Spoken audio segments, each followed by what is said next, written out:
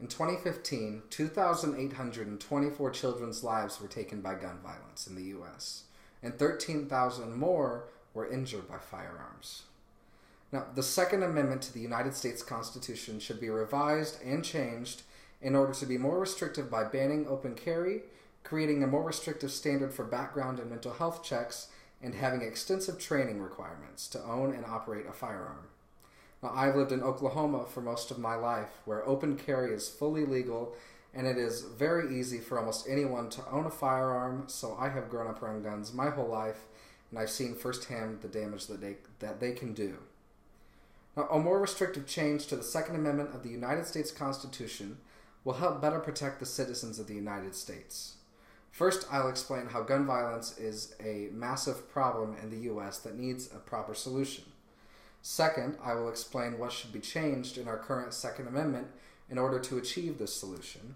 And third, I'll show how other countries have changed their gun legislation in order to make their countries much safer for their citizens.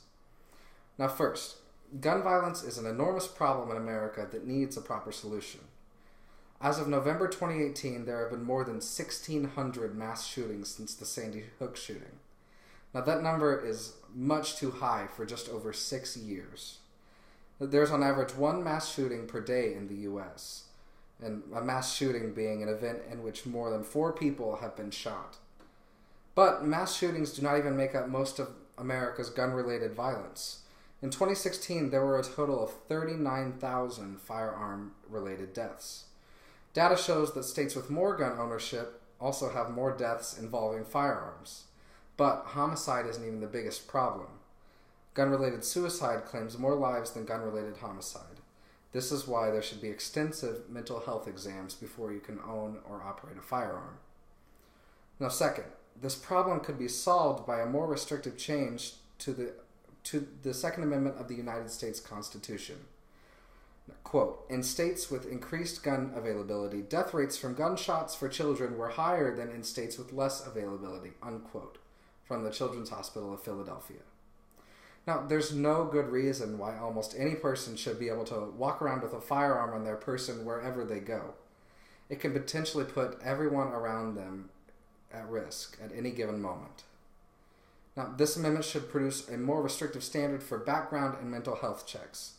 Again, from Children's Hospital of from Philadelphia, quote, states implementing universal background checks and mandatory waiting periods prior to the purchase of a firearm show lower rates of suicides than states without this legislation, unquote.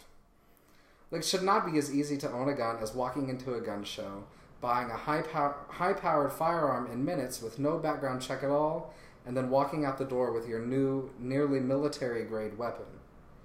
Everyone, if wanting to purchase a firearm, should go through extensive mental health screening done at a hospital in order to ensure that firearms don't end up in the wrong hands of people who are mentally ill, in order to reduce the risk of them hurting themselves or someone around them.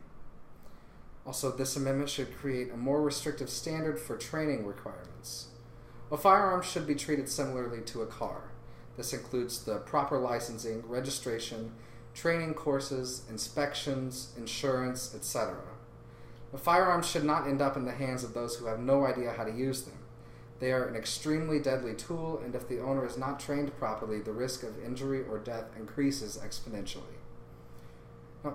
Now that you've seen my solution, here's how other countries have implemented similar legislation in order to decrease their gun violence. Now, the first country, Australia.